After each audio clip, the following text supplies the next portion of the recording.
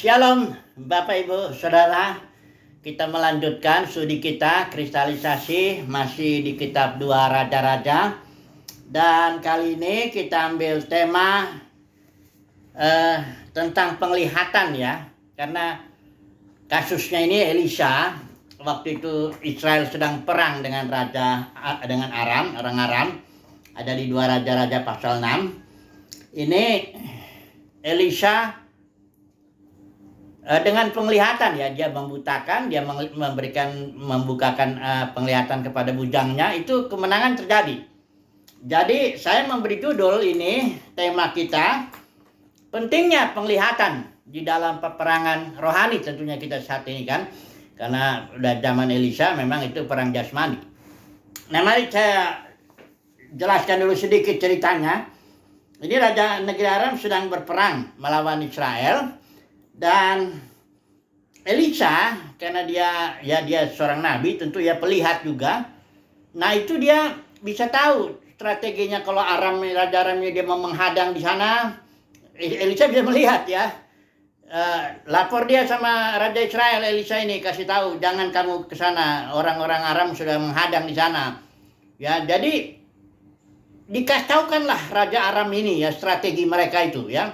Sehingga mengamuklah Raja Aram ini, dia bilang siapa dari kita yang memihak kepada Israel ini? Kok bisa Israel bisa tahu di mana aja kita mau menghadang? Dia udah siap-siap di situ.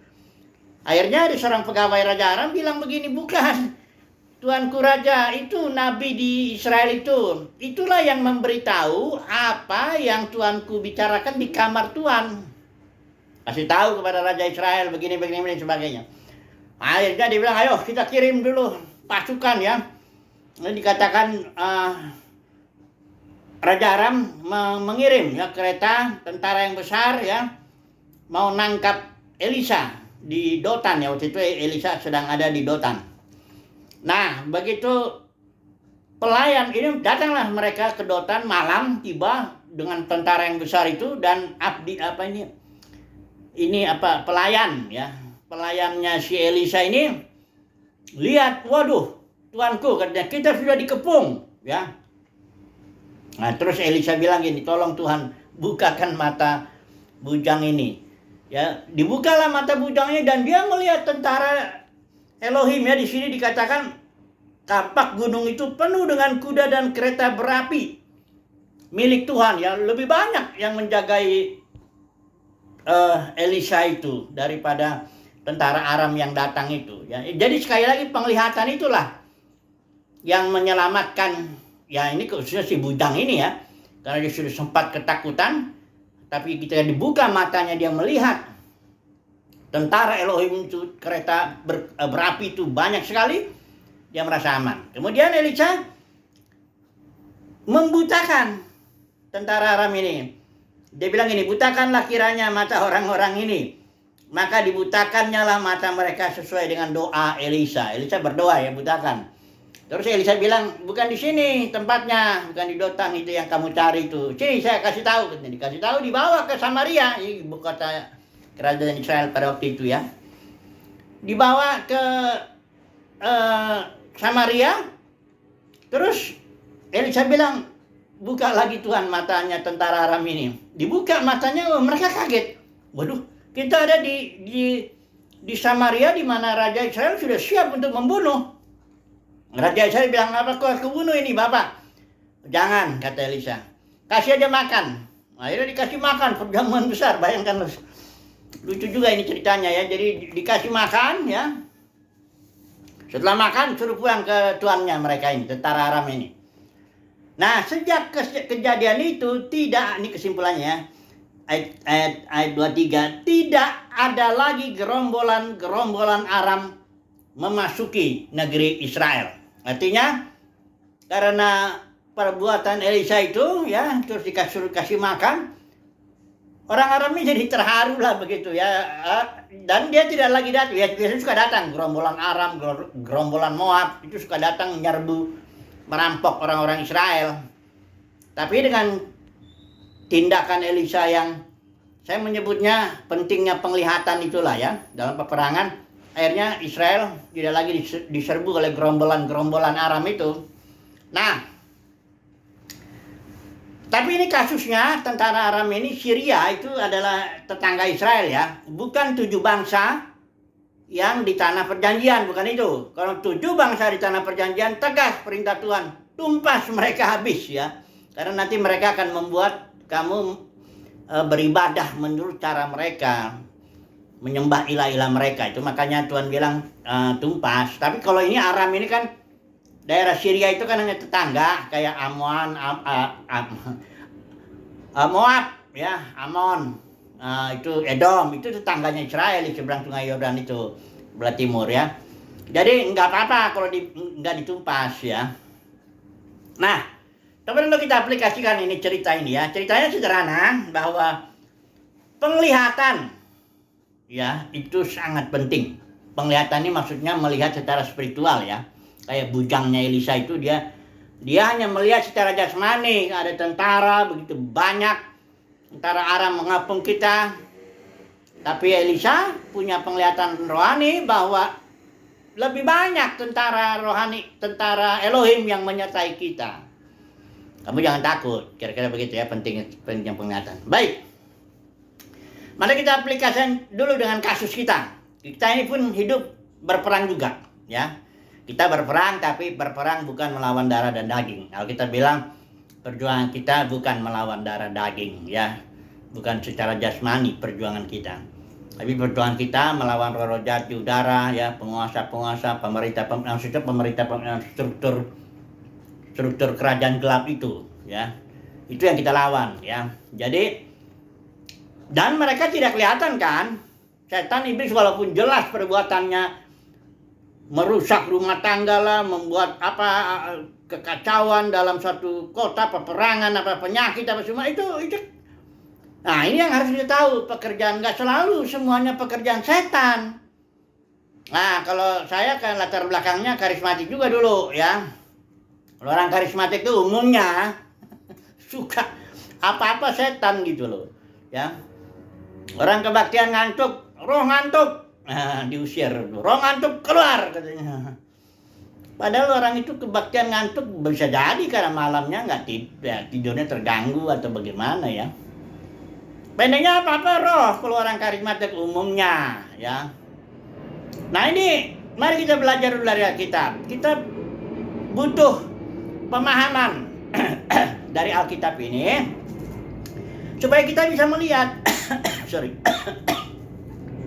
kita butuh pemahaman dari Alkitab supaya kita bisa melihat, agar dalam peperangan kita melawan roh-roh jahat, kita bisa tahu ini mana yang roh jahat, mana yang bukan, mana yang berasal dari Tuhan, mana yang berasal dari roh jahat. Ya kita tahu. Contohnya Yesus itu. Yesus kan jelas dia punya penglihatan. Ketika dia naik perahu itu ombaknya agak aneh ya. Murid-muridnya kan nelayan, mereka tahu itu tentang ombak-ombak yang kayak gimana pun, tapi ini agak aneh. Karena memang Yesus sedang menyeberang dan di sana ada orang yang kerasukan roh jahat di Gadara itu loh, kerasukan itu. Setan. Jadi ini ombak ini emang karena ini ombak bukan ombak biasa, ini ombak karena setan. Makanya Yesus menghardik. Diam. Ya gitu, ya. Karena Yesus melihat ini perbuatan setan, ya. Jadi dia hardik. Tapi sekali lagi waktu Yesus ditampar, diludahin, dikasih mahkota duri, dipaku, disalib, bahkan sampai mati, kok dia diam? Karena itu memang rencana Bapa, kehendak Bapa. Yesaya 53 bahwa Tuhan Bapa berkehendak meremukkan meremukkan Yesus. Jadi sekalipun Yesus ditempeleng di apa cuma, dia tahu bahwa itu adalah rancangan Bapa, walaupun memang dia menggunakan tangan-tangan tentara Romawi. Jadi saudaraku, kita dalam peperangan rohani ini perlu melihat ini setan atau bukan gitu loh ya. Ini dari Tuhan atau bukan kan gitu. Nah, secara umum saya mau sampaikan dulu ini ya. Orang Kristen umumnya kalau yang baik itu dari Tuhan, yang jahat, yang gak enak itu dari setan katanya. Nah, jadi seolah orang Kristen punya jadi dualisme. Dualisme itu artinya seolah-olah punya dua Tuhan. Ada Tuhan yang baik, yang satu yang namanya Tuhan Yesus.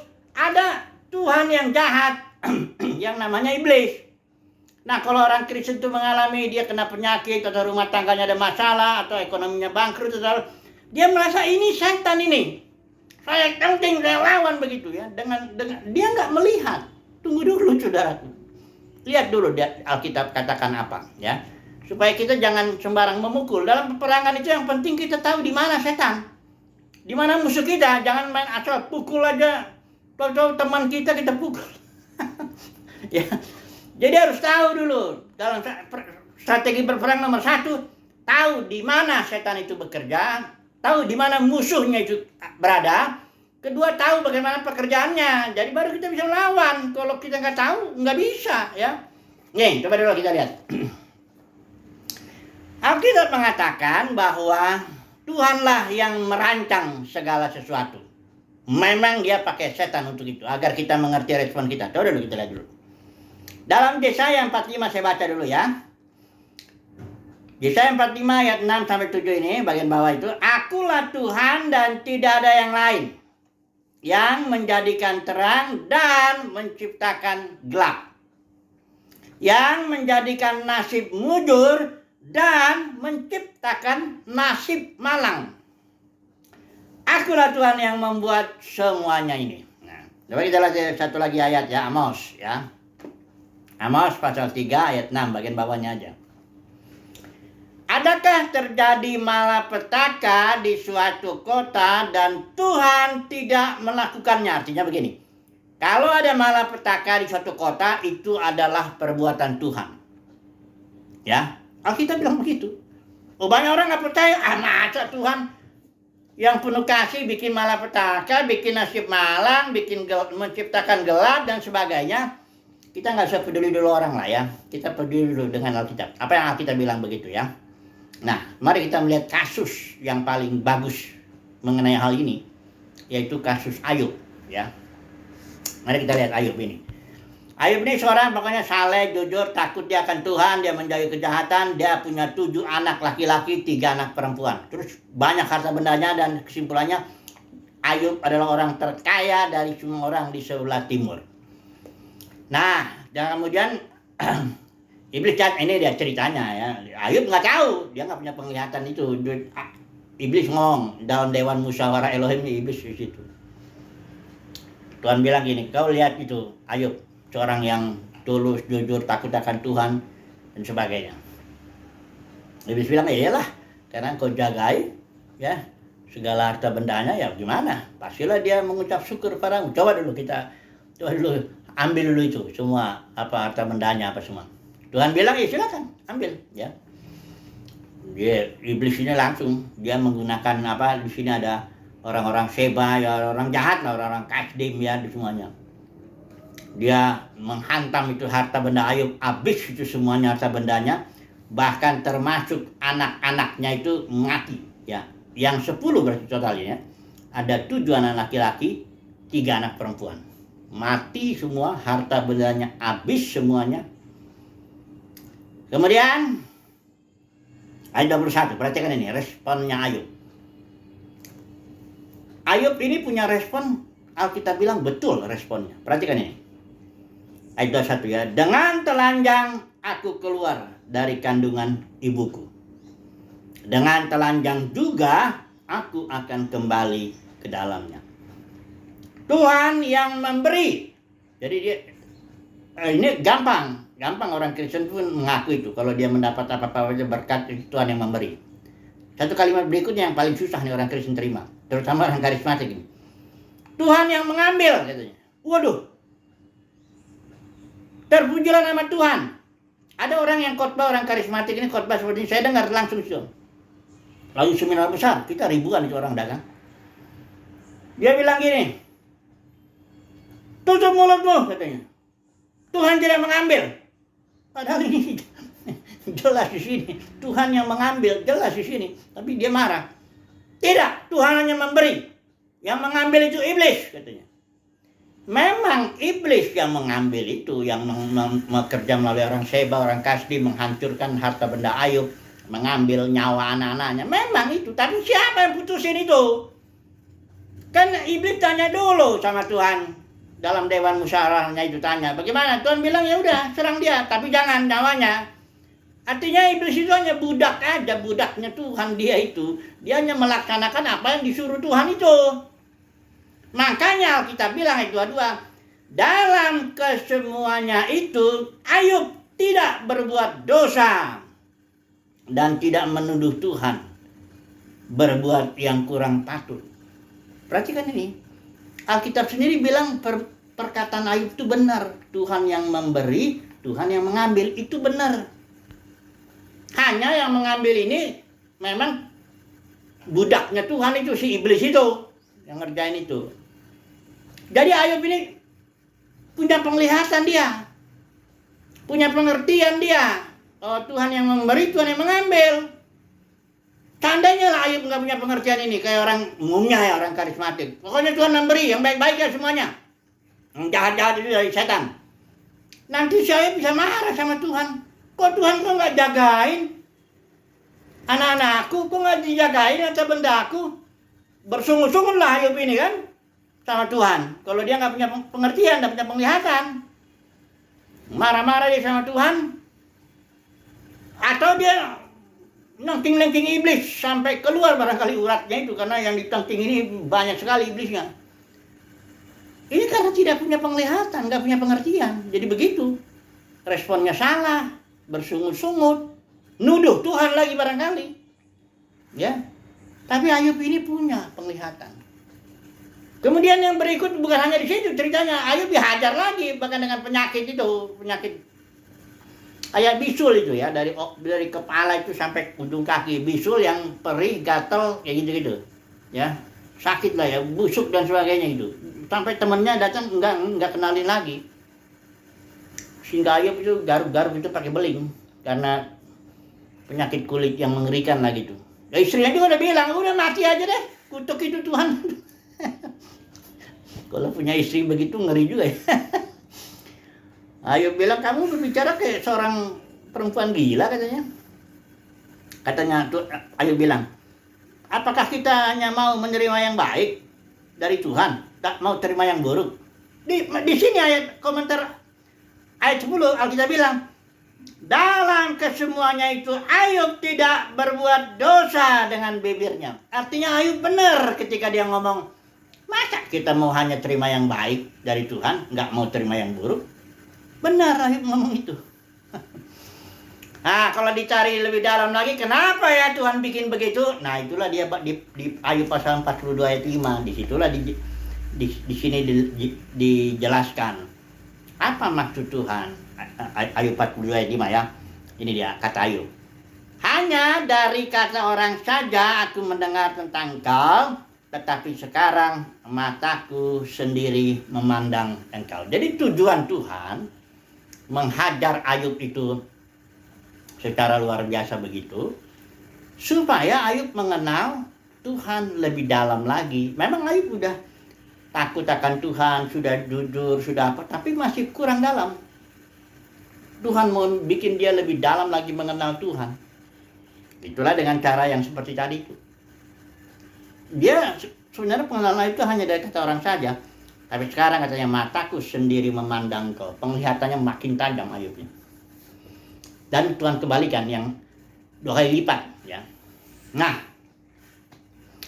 dari cerita Ayub ini kita bisa melihat, ini kan pekerjaan iblis tuh. Jangan kayak Yesus ditampar itu juga setan juga itu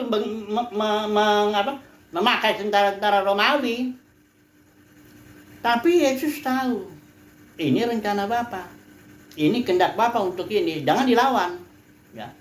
Tapi dalam kasus angin badai, ini memang ini pekerjaan setan, pak dihajar. Ya.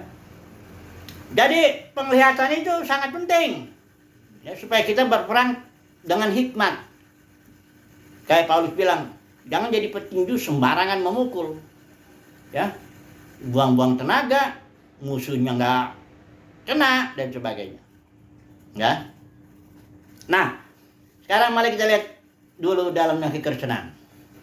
Ya. Dalamnya kekristenan Tuhan memberikan pemimpin-pemimpin yang dalam Alkitab ini disebut penilik atau penatua. Itu penilik penatua itu sama orangnya karena dipakai dia berganti-gantian. Ya. Ada dua istilah Yunani yang diterjemahkan penilik atau penatua atau elders atau ya bishop itu ya. Ada dua istilah Yunani. Yang pertama episkopos. Ini diterjemahkan dalam beberapa ini bishop atau bisa juga elder ya. Atau overseer, bahasa Inggrisnya overseer, pelihat. Epi itu artinya di atas. Skopos itu artinya melihat.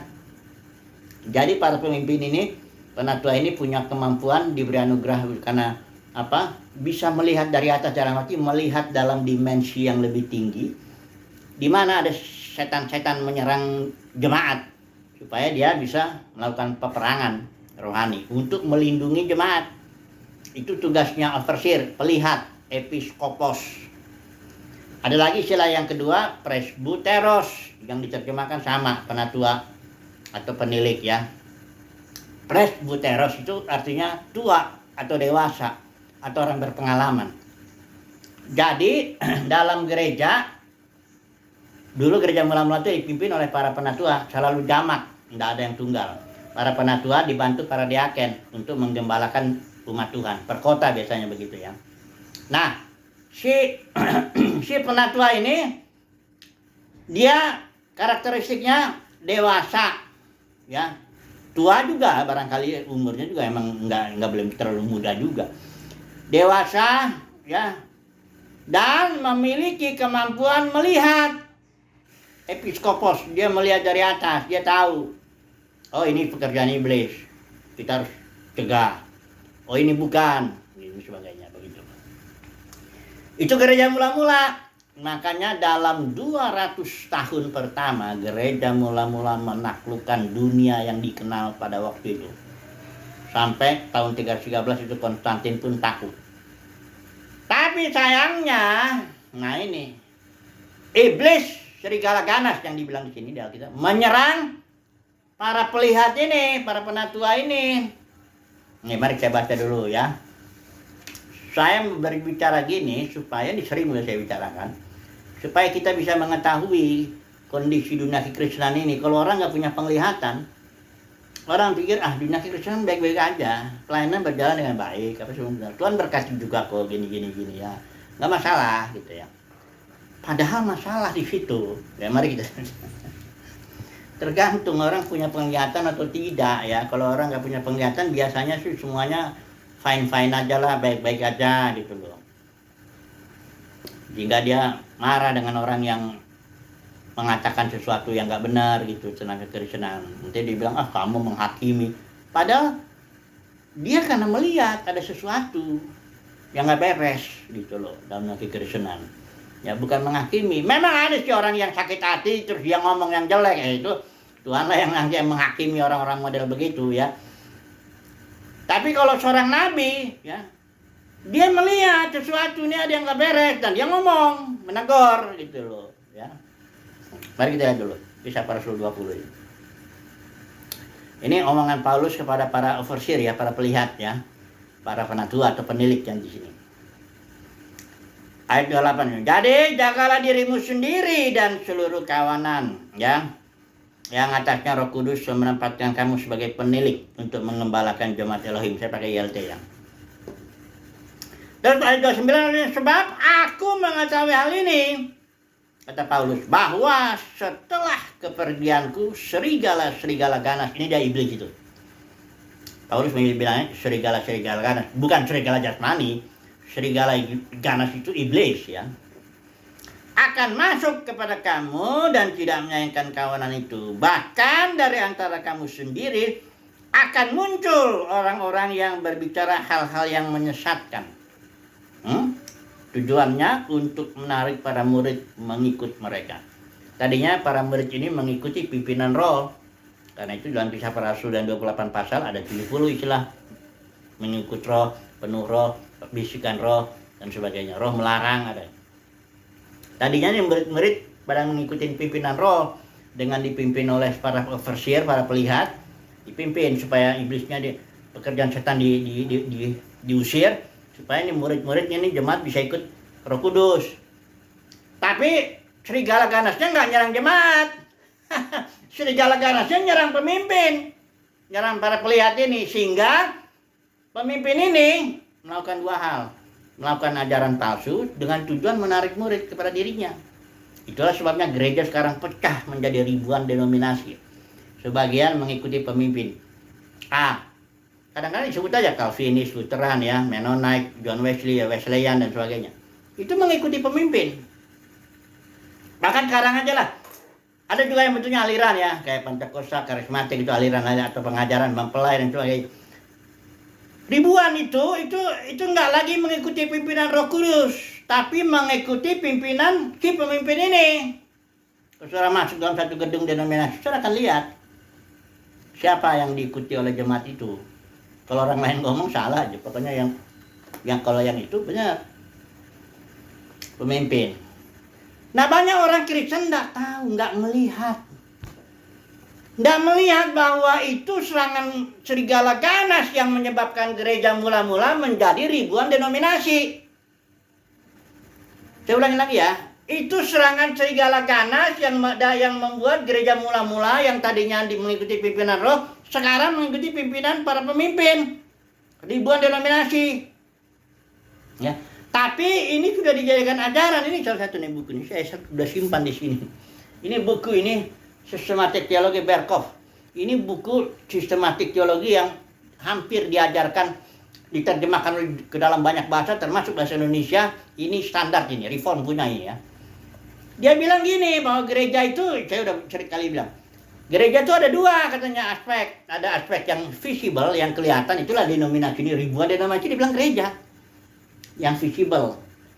Tapi ada yang gereja yang invisible, semua anak Tuhan yang Tuhan sendiri yang tahu katanya. Jadi ini si Berkhof ini, dan dia diterima. Oh, ini buku standar ini. Sekolah teologi ini diajarin. Bahwa denominasi itu adalah gereja yang kelihatan, visible church, aspek gereja yang kelihatan, itulah denominasi. Padahal ribuan denominasi ini bukan gereja. Ini pecahan gereja karena serigala ganas, karena pekerjaan setan. Serigala ganas itu, setan itu yang membuat gereja menjadi ribuan denominasi. Ya, ini profesor teologi loh ini. Tapi dia nggak ngelihat serigala ganas si Berkhof ini. Bayangkan saudaraku, saudara jangan pikir bahwa orang kalau yang sekolahnya sudah, ini orang Inggris ya. Bukunya juga ada banyak sekali, Introduction, History of Christian Doctrine ya. Oh, ada banyak nih. Dicetak berulang-ulang ya. Ini tahun 1939, 41, terus ini. Mulai dari ini sampai tahun 1991 dicetak ulang terus. Tapi si Berkhof ini tidak punya penglihatan rohani. Sehingga dia tidak tahu bahwa gereja mula-mula itu menjadi ribuan denominasi ini karena pekerjaan setan atau serigala ganas. Tapi si Berkhof bilang, oh enggak, ini gereja juga, cuman aspek yang terlihat itu, visible gitu. Jadi makanya jangan heran kalau Yesus bilang, hai kepada para ahli Taurat orang Farisi, Yesus bilang, bapakmu iblis. Kaget nggak saudara? Yohanes 8 tuh. Yesus bilang, para ahli Taurat orang Farisi, Yesus bilang, bapakmu iblis. Mereka kan ngotot, enggak, kami punya Tuhan Yahweh. Oh, apalagi mereka tuh sema tuh pengakuan ya. Yahweh satu ya. Enggak, kata Yesus. Yesus punya penglihatan. Orang Farisi ahli Taurat nggak ngelihat, dia buta. Ya. Tapi nggak ngaku. Makanya Yesus bilang waktu dia nyembuhin orang buta tuh, Yesus bilang, orang Farisi nanya, jadi kami juga buta. Kalau kamu buta, kamu nggak berdosa, berarti ngaku lah ya. Tapi kalau kamu sendiri bilang kayak melihat, tetaplah dosamu. Jadi para teolog ini banyak yang ngaku, aku melihat, karena yang buku hebat. Ini profesor dia nih, S3 dari barangkali Cambridge atau apa, nggak tahu lah. bukan STT abal-abal. Ngakunya melihat, nah itu makanya tetap dosanya. Terus ngajarin begitu seluruh dunia bahwa ribuan denominasi katanya visible church. Repot ini. Padahal serigala ganas itu, saudara. Kalau makanya Yesus melihat, dia bilang, bapamu iblis, bukan Yahweh bapamu. Yohanes Pembaptis juga bilang begitu. Waktu dia membaptis, datang orang-orang Farisi dan Taurat. Hai ular, keturunan ular beludak. Itu enggak ngeledek, enggak. Itulah realitanya. Ular itu di kitab Kejadian kan iblis. Kalau keturunannya benihnya itu kan ular itu punya dua pohon itu, yang satu pohon hayat, yang satu pohon maut yang dikuasai iblis, Ibrani bilang. Jadi orang yang menjalani hidup maut ini punya pengetahuan loh ya. Ini pohon pengetahuan ini yang baik dan jahat. Orang Farisi punya pengetahuan yang baik dan jahat. Apalagi dia diajarin hukum Musa 913. Ya, 613 ya. Salah. Mereka punya pengetahuan. Tapi masalahnya dia hidup di alam maut dan bapaknya iblis, penguasanya iblis. Itu makanya Rasul Yohanes bilang, engkau keturunan ular beludak. Gak peduli, engkau mau belajar Alkitab Perjanjian Lamamu itu. Orang Yahudi gila-gilaan kalau belajar itu. Dari mulai 0 sampai 6 itu diajarin sama orang tuanya. Dari 6 sampai 13 belajar kitab Musa di sinagog. Itu yang ngajar tuh ahli Taurat di sinagoga. Dari 6 sampai 13 itu. Luluslah anak itu jadi son of law, dibilangnya. Hanya Kejadian, Keluaran, Bilangan, Ulangan. 5 kitab ini aja belajar. Ya. Jadi intinya para pemimpin agama ini bisa jadi bapaknya iblis. Bagi orang yang melihat, ya bukan karena sakit hati ya, karena melihat. Jadi gini aja kesimpulannya. Semoga penglihatan kita bertumbuhlah ya. Umat pilihan Tuhan pasti melihat bertumbuhnya ya. Kalau penglihatan kita bertumbuh, kita bisa tahu. Nah, kita bisa memerangi dengan cara secara spiritual lah memeranginya ya. Ini kesimpulannya cukup dulu ya. Haleluya, amin.